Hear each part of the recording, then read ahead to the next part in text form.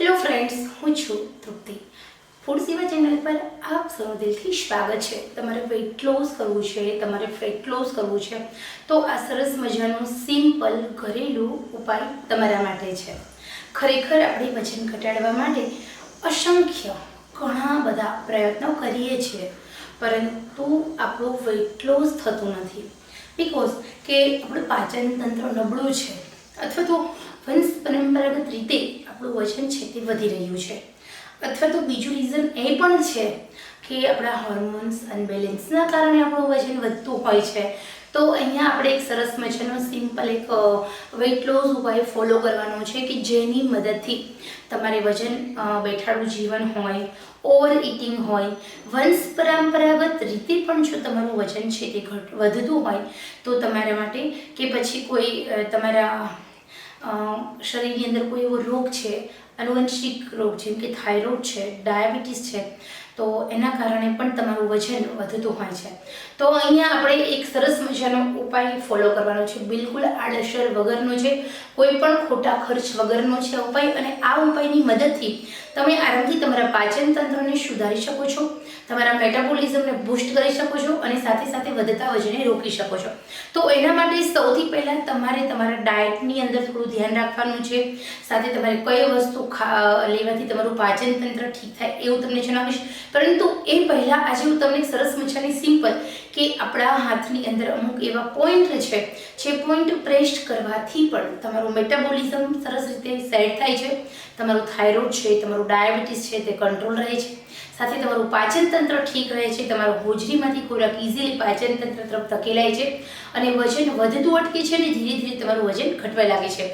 પરંતુ એવું નથી કે એકલા પોઈન્ટ પ્રેસ કરશો એટલે તમારું વજન ઘટવા લાગે છે. ના, પોઈન્ટ નિયમિત રીતે પ્રેસ કરો, સાથે સાથે થોડું ડાયટ બી ફોલો કરો, થોડી ફિઝિકલ એક્ટિવિટીઝ કરો. આવી નાની નાની વાતોનું ધ્યાન રાખવાથી પણ ઇઝીલી આપણું વેઇટ લોસ થાય છે, ફેટ લોસ થાય છે.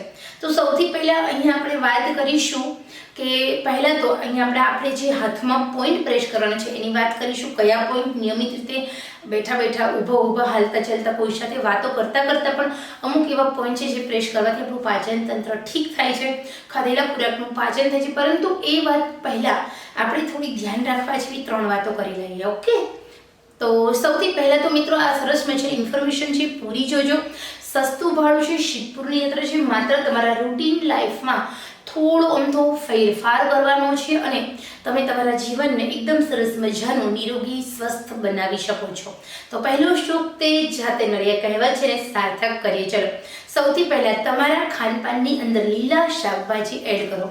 દૂધી, પાલક, ફુદીનો, કોથમીર છે જેની અંદર ગ્રીન છાલ છે શાકભાજીની અંદર, એ બધા શાકભાજી તમારા ભોજનમાં, તમારા ડાયટમાં ઉમેરો.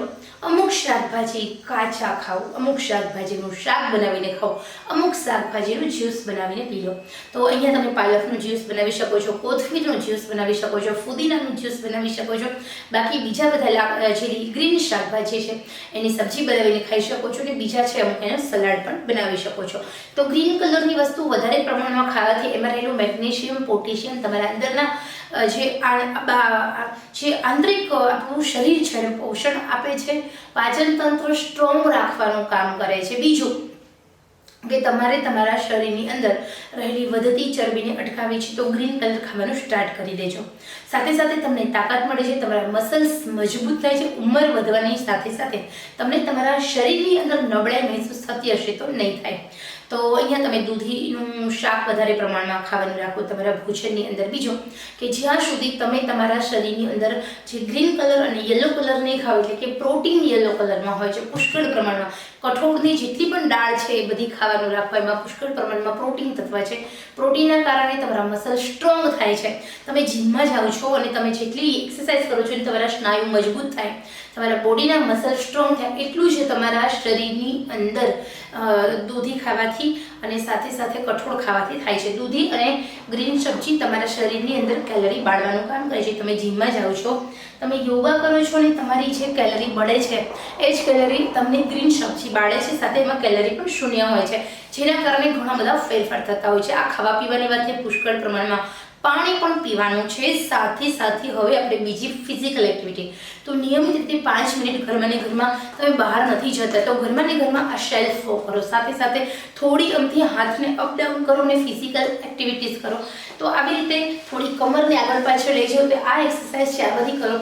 સાથે તમે જે પગ છે તમારા એને ઢીંચણ સાથે ઢીંચણથી સહેજ ઊંચા કરો. આ બધી ફિઝિકલ એક્ટિવિટીઝ ઘરમાં ને ઘરમાં કરવાથી તમારું શરીર સુડોળ રહે છે. બેડોળમાંથી ધીરે ધીરે સુડોળ થાય છે. આ બે વસ્તુ સાથે ખાઈ ભૂખ કરતાં ઓછું જમવું, પુષ્કળ પ્રમાણમાં પાણી પીવું, થોડું તમારે નિયમિત સૂર્યપ્રકાશમાં બેસવાથી તમારા શરીરના હાડકાં મજબૂત થાય છે.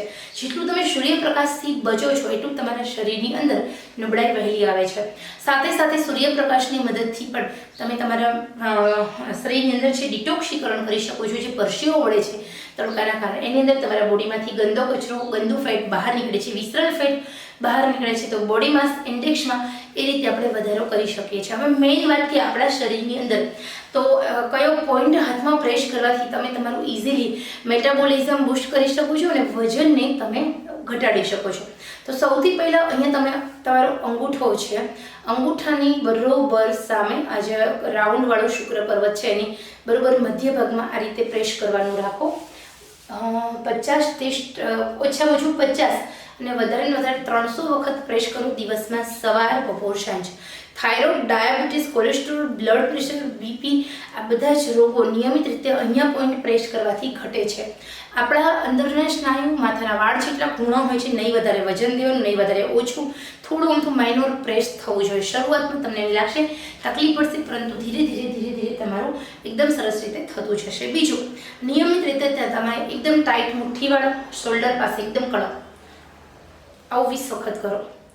આ એક્સરસાઇઝ કરવાથી તમારા શરીરની અંદરના જે હથેળીના જે પોઈન્ટ છે ખેંચાય છે, જેના કારણે તમારા શરીરનું પાચન તંત્ર મજબૂત રહે છે. સાથે તમારો જે મણિબંધવાળો ભાગ હોય છે એને તમે અહીંયા થોડું પ્રેસ કરવાનું રાખો. આપણે જે અહીંયા વેન્સ હોય છે, આપણી નસ હોય છે, એ અહીંયા થોડું પ્રેસ કરવાથી તમારા શરીરની અંદર ધીરે ધીરે તમને ફાયદો થાય છે. ગેસ, આફ્રો એસિડિટી, બ્લોટિંગ જેવી સમસ્યાઓ એનો કરતાં પણ વધારે ઝડપથી દૂર થાય છે અહીંયા પ્રેસ કરવા માત્રથી. તો ખરેખર આવી રીતે તમે નિયમિત રીતે ટેવ પાડો. બસ આટલી જ વસ્તુ કરશો એટલે તમે તમારા શરીરની અંદર એકદમ હેલ્ધી રહી શકો છો, ફિટ રહી શકો છો, ફાઇન રહી શકો છો. તો ખરેખર મિત્રો આ સરસ મજાની માહિતી માત્ર તમારા માટે છે. પસંદ આવે તો લાઈક કરો, શેર કરો, મારી ચેનલ સબસ્ક્રાઈબ કરો. અને હા, મારી ચેનલ નવી છે, નાની છે. આપ સૌના આશીર્વાદથી હું ધીરે ધીરે આગળ વધી રહી છું. આપ સૌનો મને ખૂબ સાથ સહકાર છે. આશા રાખું છું આ વિડીયો તમારા ફેસબુકમાં, તમારા વોટ્સએપમાં, તમારા સોશિયલ મીડિયામાં બંને તેટલો વધારે શેરિંગ કરશો, જેના કારણે મને આપનો સાથ સહકાર મળી રહે અને લોકો સુધી સાચી ઇન્ફોર્મેશન મળી રહે. લોકો વજન ઘટાડવા માટેના ખોટા ખર્ચ કરતા અટકે. કેમ કે ગમે તેટલા તમે ખર્ચ કરો છો, તમારું વજન ઘટશે નહીં જ્યાં સુધી તમે પોતે માનસિક રીતે રેડી નહીં થાવ. તમે આ નાના ઉપાયો અજમાવવાથી તમારું માનસિક રીતે તમે રેડી થઈ જાઓ છો. ધીરે ધીરે તમારું વજન ઘટવા લાગે છે. તો આશા રાખું છું આપ સૌને આ માહિતી પસંદ આવી હશે.